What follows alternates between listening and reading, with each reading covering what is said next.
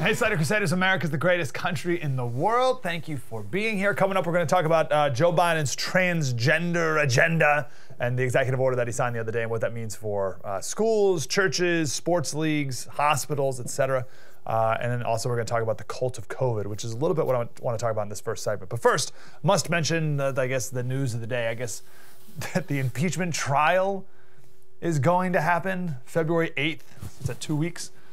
If this isn't the stupidest thing of all time, there's never been an impeachment trial for a former president because there's nothing to do.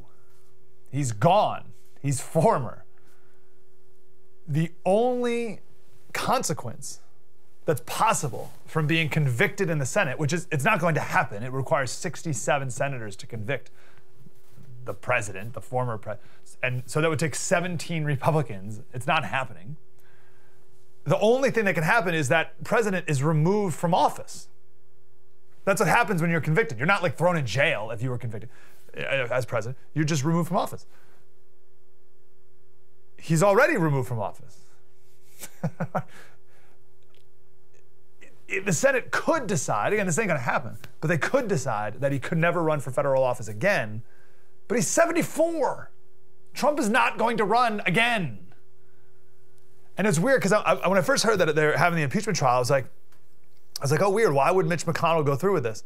And it took me I was like 5 seconds later. I was like, oh, he's not in charge anymore. That's not. So the Democrats are in charge, and they're going to drag this out for as long as they can. Here's why: the Democrats are doing this because Trump is the ultimate villain. Everyone needs a villain. We talked about this yesterday. If you want to be a hero, you need a villain. So you got to create a villain. And Trump was the best villain ever for the Democrats. And they need every drop of blood out of him that they can squeeze out. And they're going to do that all of in 2 weeks. That's what this trial is. The media wants it because of the ratings. They can't let the golden goose of ratings get away that easy. Trump was a gold mine for them. And now he's just gone? They got to bring him back. And they both want it because they don't know what to do with their derangement when Trump's not in their lives, right? They've been deranged, the Trump derangement syndrome for 4+ years. You can't just cold turkey gone. Every day for 4 years, they got a little bump of Trump to keep them high. They're addicted. You can't just cut out cold turkey.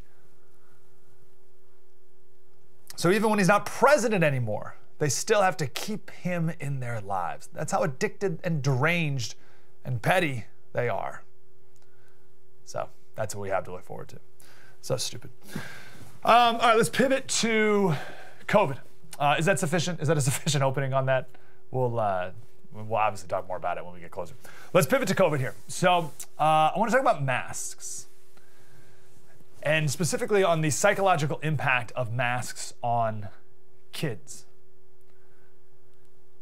We can talk about masks and adults. I'm talking about masks and kids. And it's not just masks, it's everything. It's masks, it's face shields, it's don't touch anything, don't be near anyone, don't breathe on anything, right? Everyone's sick, right? We're telling kids, oh, don't go near someone, they could be sick. You could get sick. You don't want to get sick. That person's sick. Everyone's sick. That's closed because it's sick. Oh, we can't have your birthday party because everyone's sick. Sick, sick, sick. The zoo's closed because the gorillas are sick. Everyone's sick all the time. Should you imagine the effect, the trauma that's having on our kids? We're just telling everyone's sick. Don't give hugs. That person's going to be sick. Don't play with that kid. They're sick. You want to go on the swings? Well, there's another kid on the swing next to him. You got to put your mask on because they could be sick. Don't touch the handlebars. Everyone's sick, sick, sick. Everyone's sick all the time. We're doing damage to our kids.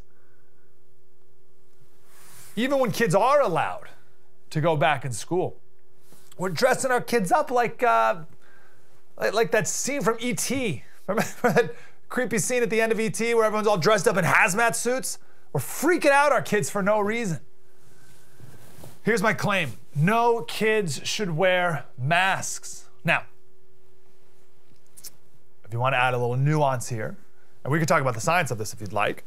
I'll make like a high school and below. Right? Middle school kids, so like, I don't know what, like 12, 13, 14, and below, no masks. Done. Forget it. Stop. Maybe we could talk about high schoolers or whatever.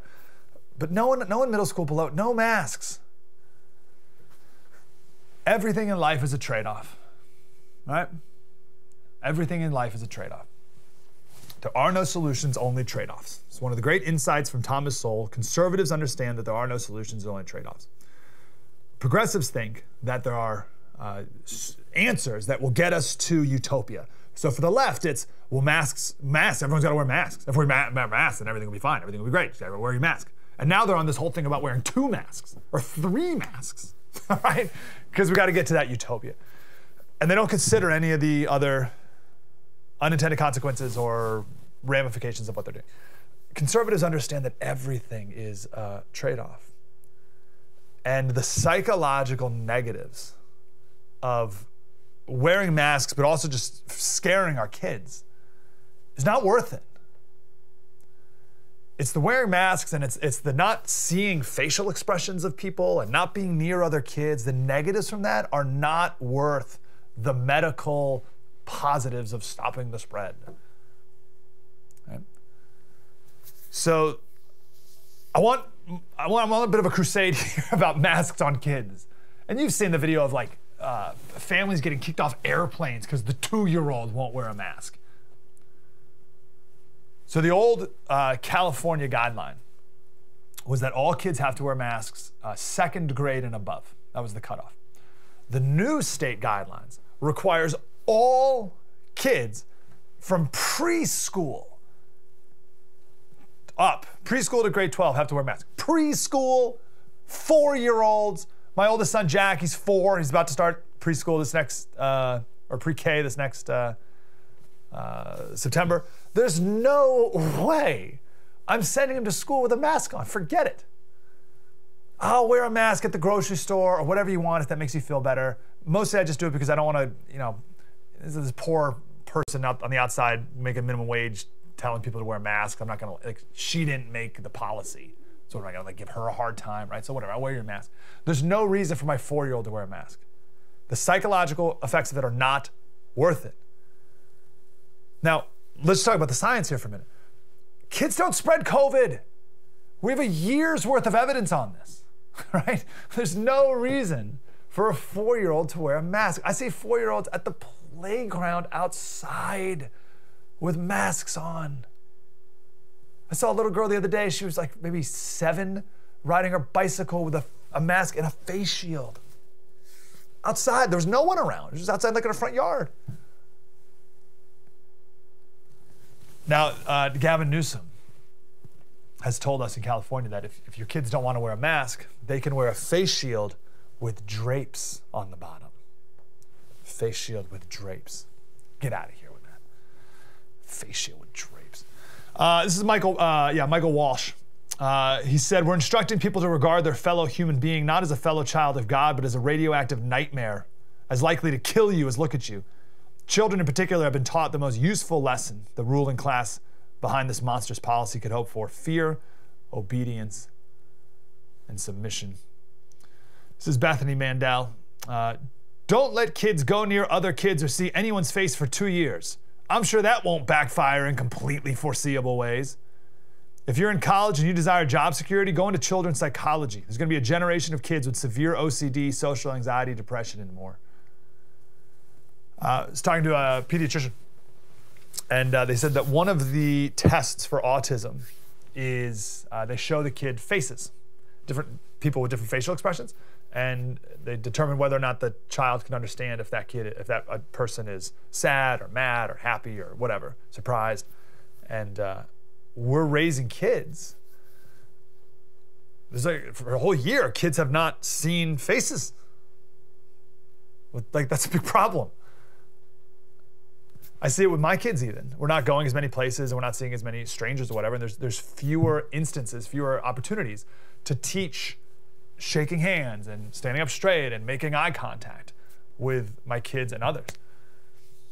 And I hate my kids having to see people with their faces covered whenever they go out. I think it's soul crushing. and to never see other people smile, this is a big problem. There's a ton of science behind a smile, and there's a ton of theology behind the importance of a smile as well. Just real quick, God and Moses, they spoke face to face as one speaks to a friend. We have an 11-month-old, we have a baby, right? And there's something about that, right? There's a power behind the smile. I smile, he smiles, I smile, right? And that power, it's true for everyone always, of all ages, not just for babies. And to deny kids the ability to see faces and smiles, it may sound silly, right? I think it's easy to dismiss, but it's not. It's very serious. UNC and Duke, they did a study. They followed 100,000 students and staff in schools. 0 cases of kids spreading it to adults. 0. New CDC study came out. They looked at 17 rural K-12 schools in Wisconsin. There were 191 cases in these communities, in these rural communities. 17 of them came from a school. Okay, it's nothing. Here in San Diego, 84% of private school kids have been meeting in person. There's been no outbreaks. We have the case studies right here, right? We know what it's like when schools open. Iceland never shut down elementary schools. And there's other countries around as well. They've never stopped school. And here in America, we no public schools are, right? What are we doing? Now keep in mind, remember, Gavin Newsom's kids, governor of California, his kids go to a private school that meets in person. So what are we doing here? Knock it off.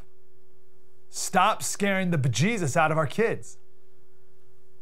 Are we raising well-rounded, functioning kids right now? I think we're raising emotionally traumatized kids. Knock it off. True story. Mike Slater. Spread the word.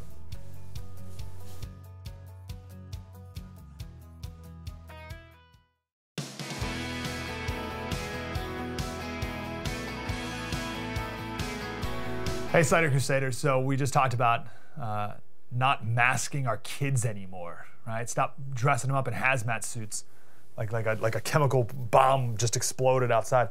But now we're hearing, right, at first it was don't wear masks, and then it was you gotta wear a mask. And now they're like trolling us. Here.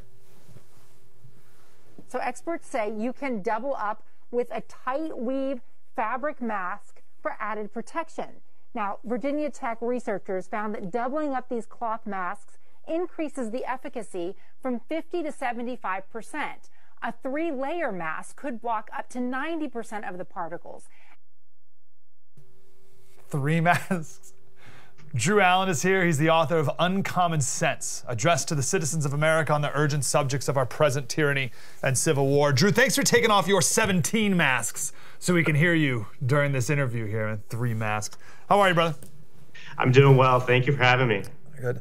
Yeah, let's talk about the cult of COVID. How are you viewing where we're at right now, coming up on a year? Right. Well, the insanity, unfortunately, hasn't slowed down at all. And like yourself, I live in California, right in the heart of, Gavin Newsom's empire. And it's really astonishing. I went for a hike the other day with my wife, and 10 miles past probably 20 people. And you see the mixed households, everyone's, breaking Newsom's rules. And then I approach with my wife, and it's like I'm bringing the bubonic plague. There's 20 feet on each side of us, and these guys quickly throw on the mask they weren't wearing before with these other strangers they're hanging out with. It's just, it makes me sad, to be honest. I want to talk about human nature here and what's driving this. Let's start with the human nature of our leaders, right? So what is driving them to take these measures? What's the human nature as politically, like the political aspect, or just like their personalities and worldviews? Well, I write about this in the book a little bit, right? I think, what we're experiencing in this nation currently, and for a while now, is, I call it the disease of tyranny. We're all susceptible to it, right? And the way you combat that is truth. And we've got, a complete lack of virtue in our leaders today. They're power hungry. They basically, I think it's hard for a lot of us on our side to actually wrap our minds around, because we just want to work hard and feed our families. We don't spend our days contemplating how to, conquer people and make them subservient to us.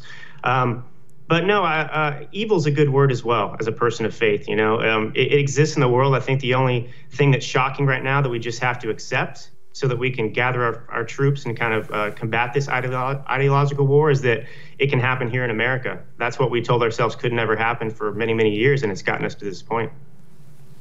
I worry, and I want to ask about human nature. I want to get back to human nature about the people, just regular people, but on like Newsom and the rest. I'm worried that once they've tasted this unprecedented amount of power, right? So we're in California, and California, what do they say? It's like the 6th largest country, like economically, if it were his own country. So Gavin Newsom's like a king. He's like the president of California, right? It's a big country. And he's tasted unprecedented amount of power. And I'm worried they'll never give it up. Once they taste that, they'll never give it up. What do you think? You're exactly right. And I think people need to kind of get rid of that naivety, thinking that it's coming back. And I wrote about this when I started writing this book in November. I said, they really tricked us with COVID. They came to us like a neighbor in good need and told us it was a matter of life and death to give them not a lawnmower or, some other loan. We gave them freedom itself. And we're kidding ourselves if we think that we're going to get it back. One, we become complacent over time. Doesn't it become harder over time to ask for that back? Don't we feel like, we can live without it after a while? And doesn't the government and those people who seize it become more attached to it as well? So no, climate change, one thing I hope is that COVID, maybe we can use it to open people's eyes about their methodology and intentions with climate change, because it's exactly the same playbook. Yeah, more models, right? more models where you can put in whatever you want, make up whatever model you want to get whatever result you want. So I'm torn between the understanding of human nature, where I'm right with you, right? These guys tasting power and all that stuff, but also the realities of, well, California and these other states, they have to open up their economies because they need money, right? So you have that greed as well. So how do you think these states, the blue states, are going to come out of COVID balancing the need to have an economy and their need for personal power? Sure, it's going to be really interesting to see, but at the same time, we're operating under the assumption that, we have any resources to begin with. California is not exactly debt-free here.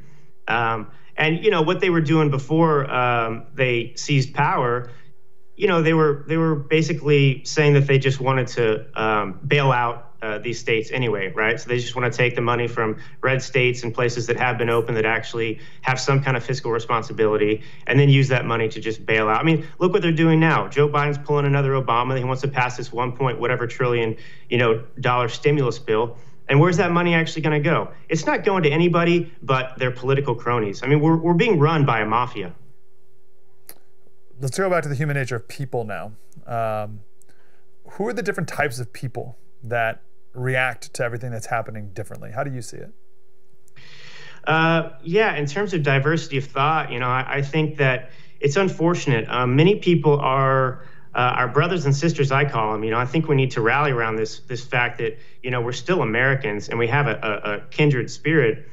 But, people are receiving different information, right? If you go to CNN and read these,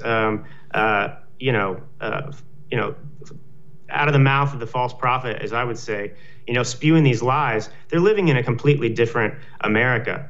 And then you kind of compound that with the fact that our side of thinking, we're constantly lambasted and called terrorists. They want to equate us to, people in Guantanamo Bay.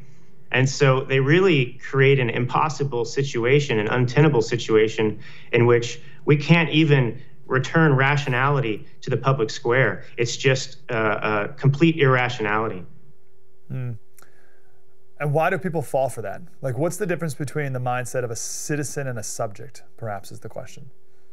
Sure. I think on one side you have victims, people whose minds have basically been just kind of beaten down, and they think that they need government. They lose their will to work for themselves and better themselves. They think that they can't.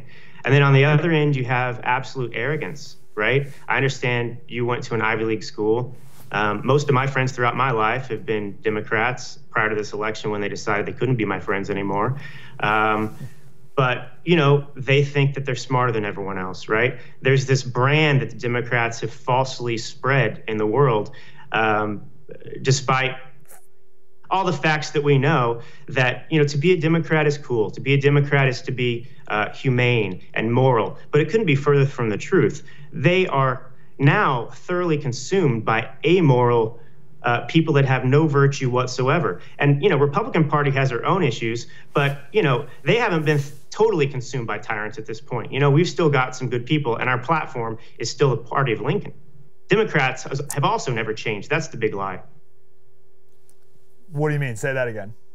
Oh, yeah. In terms of the Democrat Party, you know, they've propagated this myth that, you know, there was the big change, right? You know, they were the party of slavery. And then all of a sudden there's a big switch. And, you know, suddenly the Republicans, the party of Lincoln, became the, you know, slaveholders. And the Democrats were all for the free man. But you don't have to go back far in history, even in the 60s and the Civil Rights Movement, to understand that the Democrat Party, even in recent modern history, has been way more consumed by tyrants than the Republicans. You know, majority of Republicans still have pushed civil rights movement and things like this.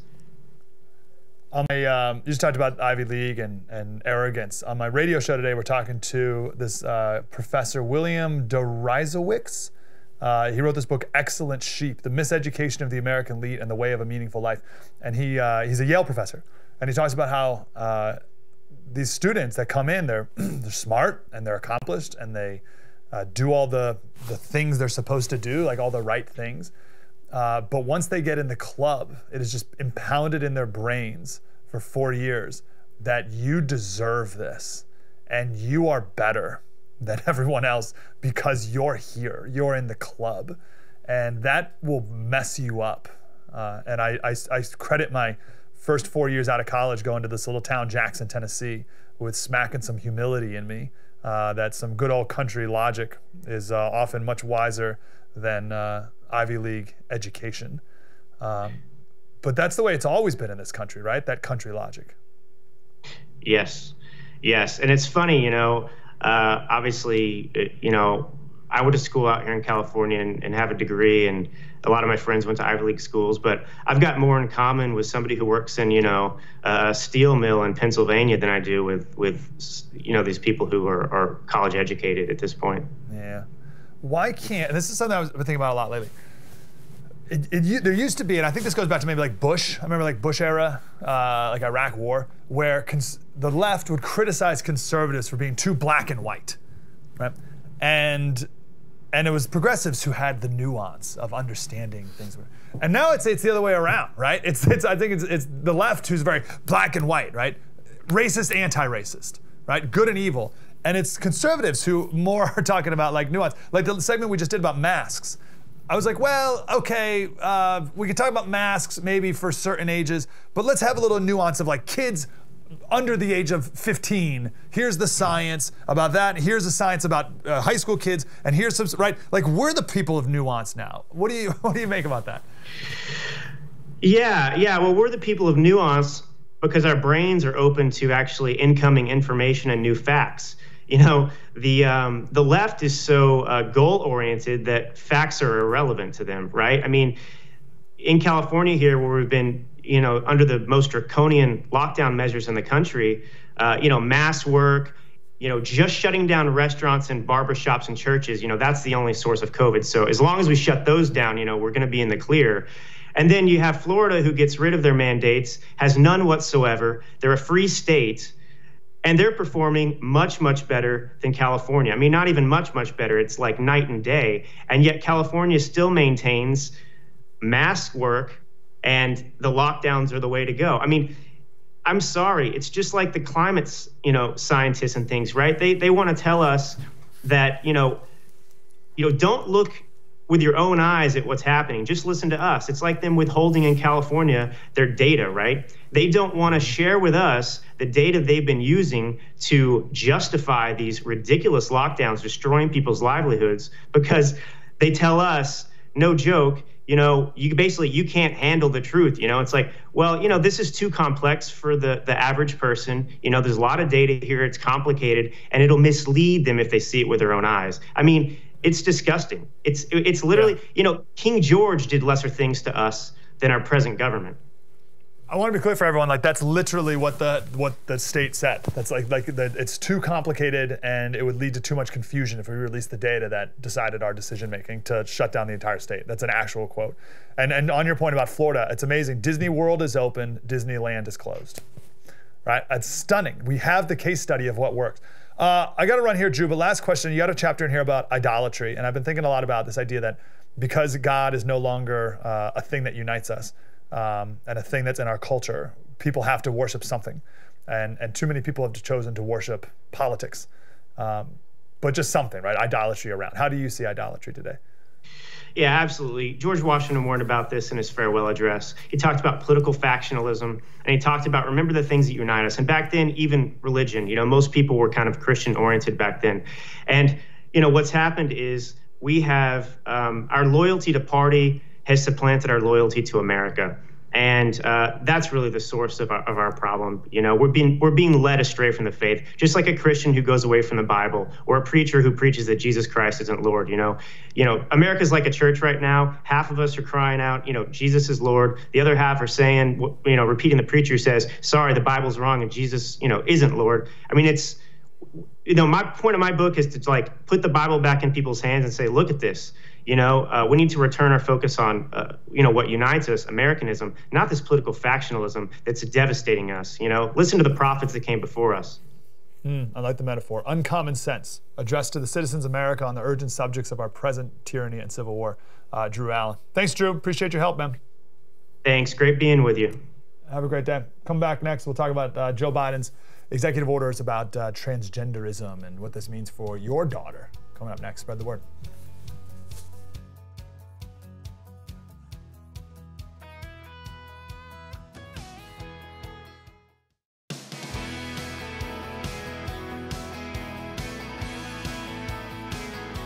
Hey, Slater Crusaders. So, of course, last couple days we talked about Biden's lip service towards unity without ever really wanting it, and we've done that in great length. And just look at what he's done with his executive orders. By the way, way more executive orders than anyone's ever passed in his first few days. And one of them is about transgenderism. Ryan Anderson is here, and he's been following all of this, right? He's been at the Heritage Foundation for 9 years, there for a couple more days, and he's about to be the president of the Ethics and Public Policy Center. Mr. Anderson, how are you, sir? Doing well. Glad to be with you. Thanks for being here. So what exactly did he do with this transgenderism executive order? What does it really say? Sure. So what the executive order says is that he's now instructed every one of his agencies, every one of his secretaries of this, secretary of that, to impose gender identity policies, so transgender policies, in every one of their areas. And what he mentioned explicitly, he said, school children should be, free to go to the bathroom, the locker room, and the sports team of their choice. People should be free to receive health care and housing, quote, without discrimination. Now, what does this actually mean, right? Because these are the buzzwords. I mean, what this means is that schools' bathrooms, their locker rooms, their sports teams means a high school boy who identifies as a girl will now have a civil right to enter the girl space. What this means for healthcare is that doctors, hospitals, healthcare plans may very well have to perform procedures that they think are bad medicine, that violate their consciences, that violates their religious liberties. I mean, they're fine treating someone who identifies as transgender if they have COVID, but a lot of doctors think it's bad medicine to give a high school girl testosterone, right? And so this is where the talk is cheap. When you talk about unity and then you issue an executive order that is as radical as this.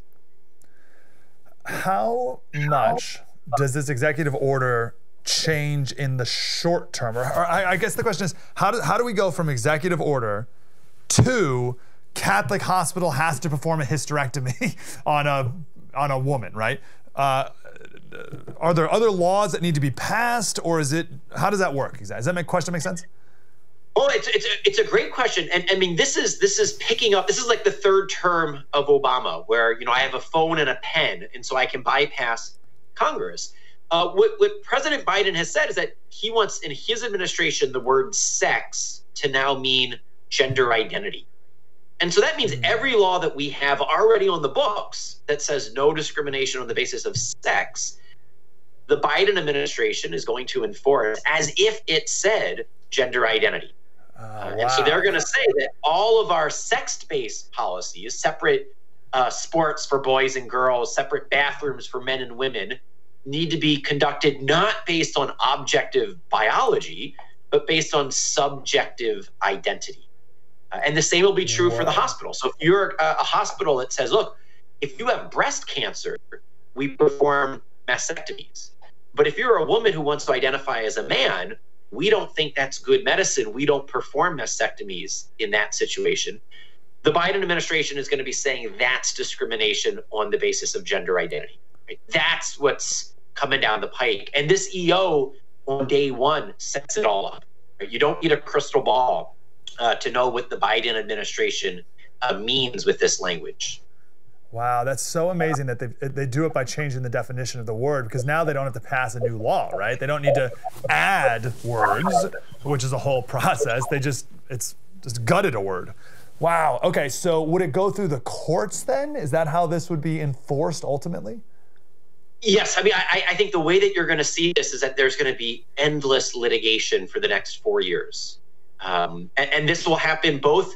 Remember that during the Obama years, the Obama administration sued the state of North Carolina because North Carolina passed a law saying we're not going to do the transgender bathrooms. And it was the Obama DOJ that sued that state.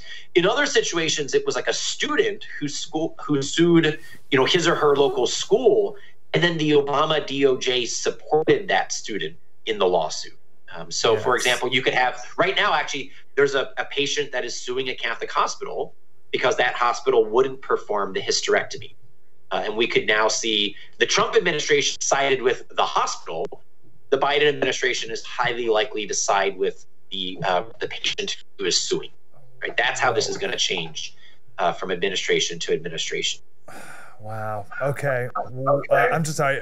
I'm a firm believer that almost always politics is downstream of culture. And I'm just thinking of the cultural changes that have happened so quickly. And here we see politics reflecting that.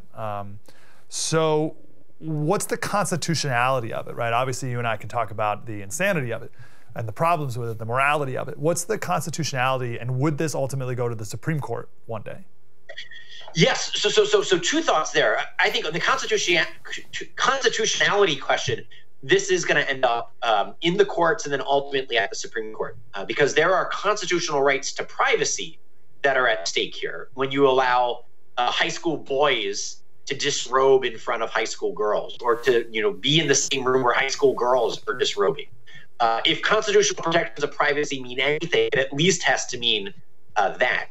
There are constitutional protections for equality that are at stake here, where you have male-bodied individuals competing against females.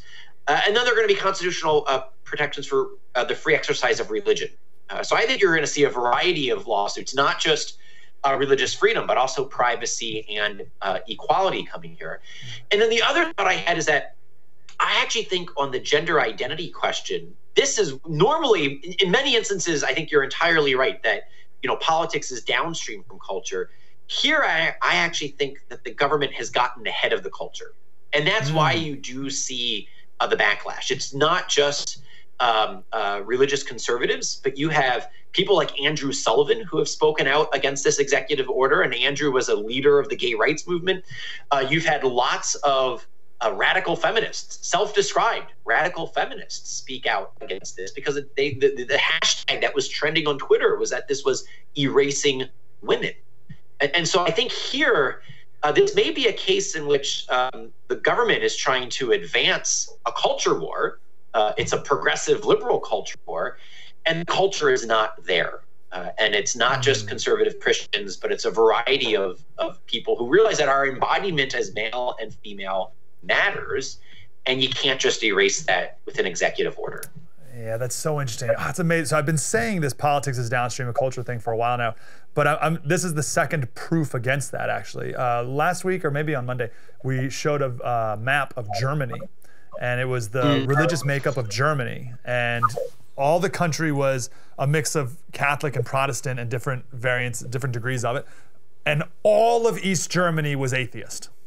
It was all atheist, directly east of the wall. So that was, you know, decades later of politics, you know, killing God and the souls of people there, still seeing it today. So that was also politics ahead of culture. Wow, interesting. Okay, last question for you, Ryan. What does this mean, do you think, for churches and or Christian schools, right? Because at least in Christian schools, we're trying to get away from this kind of madness. Is that possible? Not entirely. I mean, I think the reality here is that during the Democratic primary debates, Beto O'Rourke said the silent part out loud, where he said not just Christian schools, but actual churches should lose their nonprofit tax status if they, quote, discriminated against people who identify as LGBT. And in that context, he was talking about gay weddings.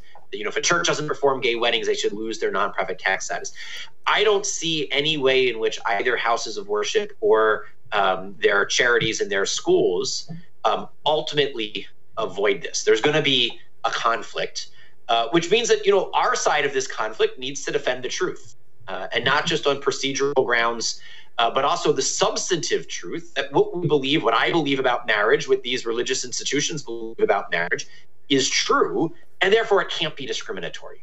And you can't be using your anti-discrimination law to target Orthodox Jews, Roman Catholics, evangelicals, Latter-day Saints, Muslims, you know, anyone who believes Genesis, right? And so I think this is going to be a challenge going forward if the federal government really does set itself in opposition to all of the Orthodox versions of the Abrahamic faith traditions. America has always been. Oh, go ahead. Sorry, I hate to cut you off. We got to run, but do you see this happening in the next 4 years? That remains to be seen. I think it really depends whether this is Joe Biden, the establishment person, as president, or Joe Biden, the woke social justice warrior, as president. And it's not entirely clear which Joe Biden is going to be governing.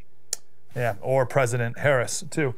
Exactly. Ryan Anderson at the Heritage Foundation for a couple more days and then headed over to the Ethics and Public Policy Center. And I hope we can work together frequently, Ryan.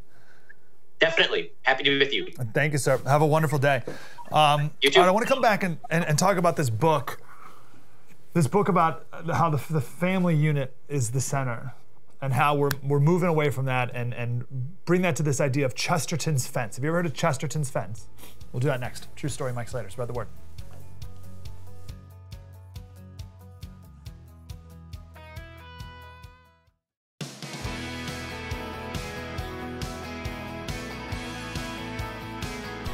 Hey, Slater Crusaders. I just hear all that's, you know, Joe Biden talks about unity and then comes out with the executive order on all that transgender stuff, right? Give me a break. There's a author. He's got a new book. His name's Scott Unor. I think he's going to be on the radio show on Friday, so hopefully we can have him on the TV show too. He wrote a book called The Recovery of Family Life, Exposing the Limits of Modern Ideologies. And one of the themes of the book is that we are living in a rolling revolution. It is a continuously evolving attempt to remake American society. It's not even an attempt. It is just a continually evolving remaking of American society. And the continuously evolving part's important. We could be living in a revolution where it's like, let's go from point A to point B. Right? Let's get us here. But that's not what it is. It's always evolving because what constitutes enlightened opinion is constantly changing because the elites always have to be better than the last thing, right? So it's like, oh, like to be elite and different and progressive, we support gay marriage. Okay, great. Now everyone does, right? So it's like, oh, well, I need to be even better than, I need to be more woke than that. I support threesome marriages, triplet, what do they call it? Thruples. I support thruples, all right? And it's like, okay, yeah, well, great. Now we all support thruples. It's like, well, I support men playing in women's sports. Right? You just got to be more enlightened, more woke than the next person. The ultimate goal of progressivism is hyper-individualism. And this is really important. I remember this clip, and I always refer to it, and I can never find it. I don't know where. I saw it years ago. It was Milton Friedman, and he was giving one of his lectures, and he said, people think we live in an individual country. They're in a country of individuals, or because we talk about individual rights and stuff like that. So we think we live in an individualist-based country, but we don't. We live in a family-based country where the family unit is central. Well, the left wants to take us to a hyper-individualism, right? And you see this a lot in our culture, like, oh, I'm living my best life, or this is just me being me, or I'm living my true, authentic self, all this kind of stuff, right? And the idea behind that is, it's me living my life free from external constraints. And particularly the constraints that come from a patriarchal, repressive, Christian morality. And the goal of the left is very important to understand. The goal is perfect autonomy, hyper-individualism, free from all the consequences of my actions and free from all the responsibility that people are putting on me. Right? No external constraints, no one or thing telling me what I need to do. It's hyper-individualism. And a quick aside, I fear virtual reality is going to be the thing that really finally brings us to that.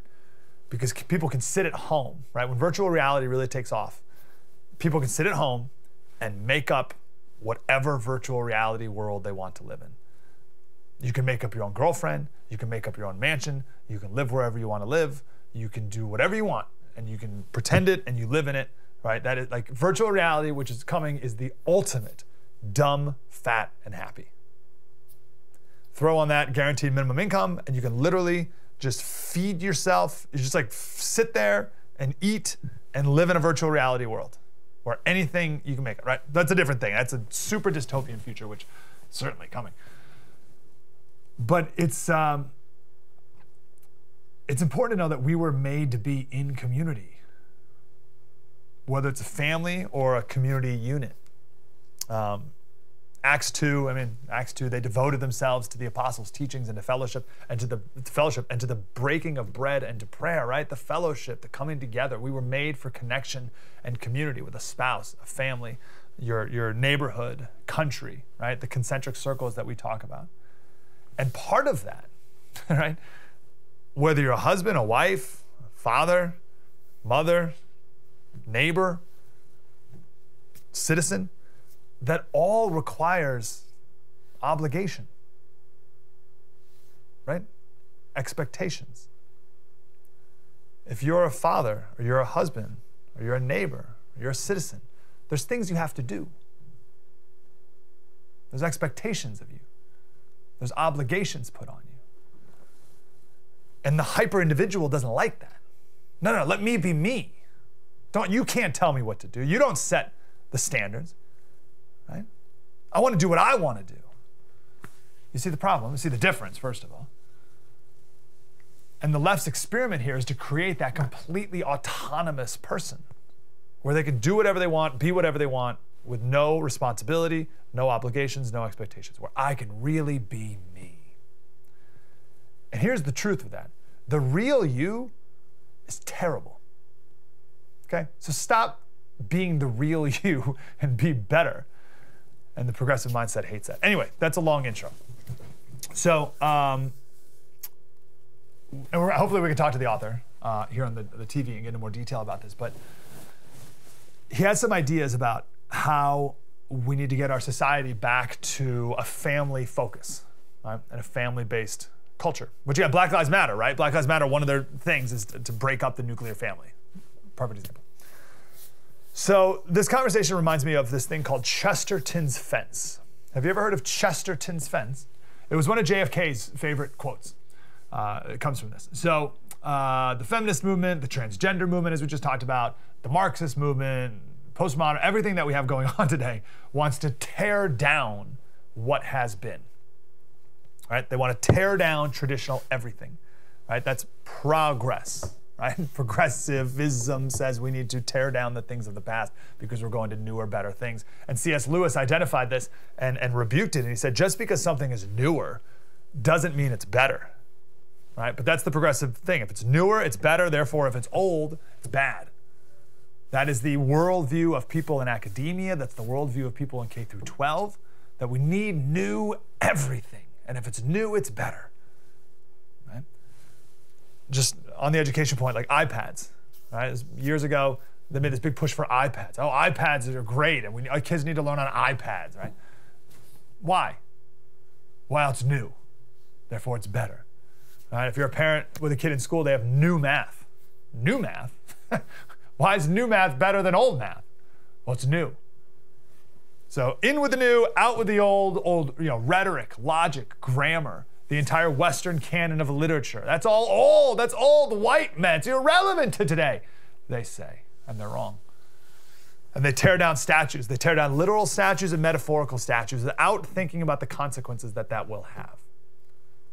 And our society is living those consequences right now. Okay, so Chesterton's fence. So anyone can think about first order. It's called first order thinking. So first order thinking is, what are the consequences of my actions?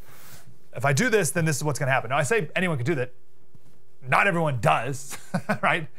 People don't even do first order thinking, right? The modern world is do what feels good now, right? Don't think about that hangover next morning. Just get drunk, have sex, get the abortion. Now. Get drunk now, have sex now, abortion now, everything's now. Second order thinking is even more rare. It's what are the consequences of the consequences?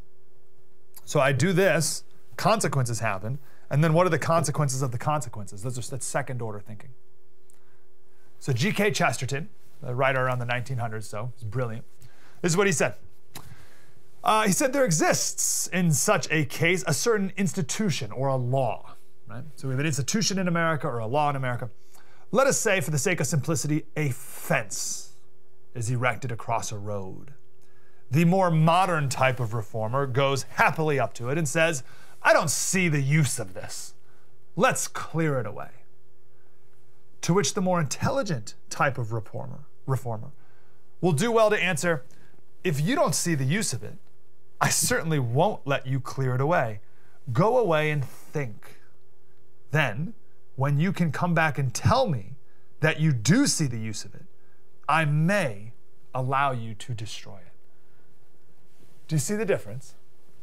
So the first guy says, I don't see the point of this, get rid of it. And the wise person says, I do see the point of it. I do see why they built this fence.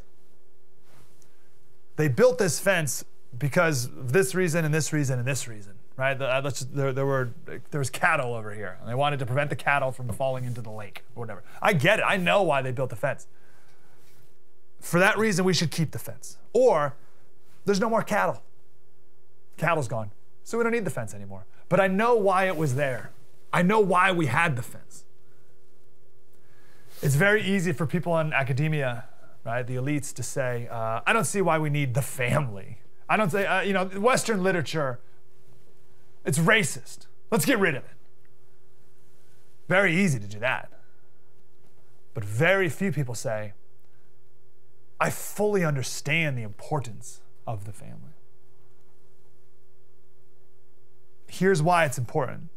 Here's why it was important. Here's why it's no longer important. Here's why we should get rid of it. They don't have that conversation. It's just, I don't get it, get rid of it. And that's not good. And the family unit, dare I even say, the concept of male and female are those things that have existed for a very long time for very important reasons.